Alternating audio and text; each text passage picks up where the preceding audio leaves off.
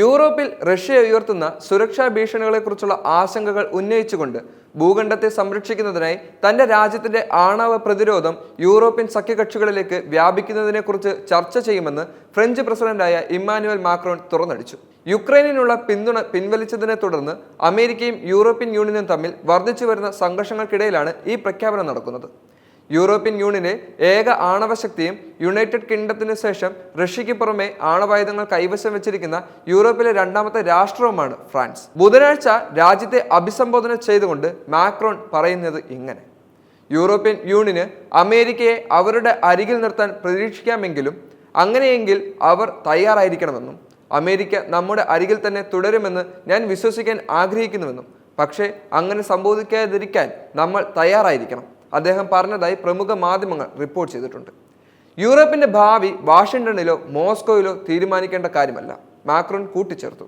റഷ്യയെ ഫ്രാൻസിനും യൂറോപ്പിനും ഭീഷണിയാണ് എന്ന് വിശേഷിപ്പിച്ച മാക്രോൺ നമ്മുടെ അതായത് ആണവ പ്രതിരോധത്തിലൂടെ യൂറോപ്യൻ ഭൂഖണ്ഡത്തിലെ നമ്മുടെ സഖ്യകക്ഷികളുടെ സംരക്ഷണത്തെക്കുറിച്ചുള്ള തന്ത്രപരമായ ചർച്ച ആരംഭിക്കാൻ തീരുമാനിച്ചതായി രാജ്യത്തോട് അദ്ദേഹം തുറന്നു പറഞ്ഞു.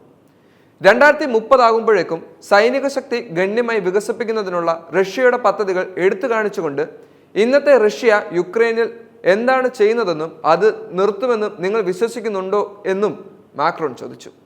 യുദ്ധം അവസാനിച്ചു കഴിഞ്ഞാൽ റഷ്യ വീണ്ടും യുക്രൈനെ ആക്രമിക്കില്ലെന്ന് യൂറോപ്യൻ യൂണിയന്റെ സഖ്യകക്ഷികൾ ഉറപ്പാക്കേണ്ടതുണ്ടെന്നും മാക്രോൺ കൂട്ടിച്ചേർത്തു.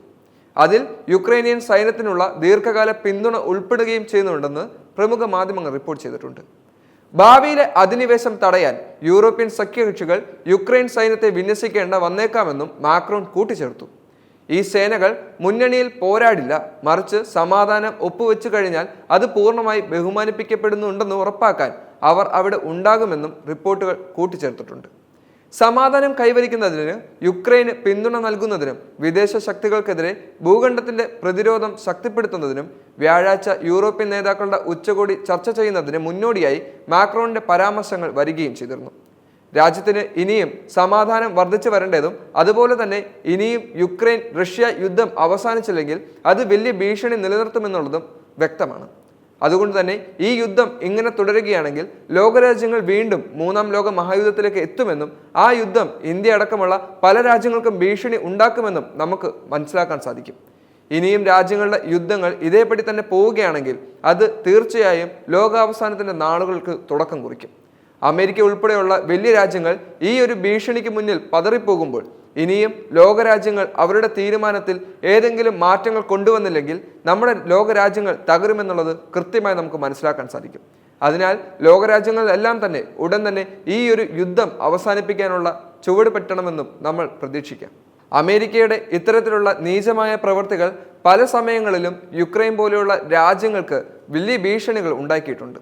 ഫ്രാൻസ് അവരുടെ തീരുമാനം വ്യക്തമാക്കുന്ന സാഹചര്യത്തിലും ഇനിയും വേണ്ട നടപടികൾ കൃത്യമായി തന്നെ സ്വീകരിക്കണം.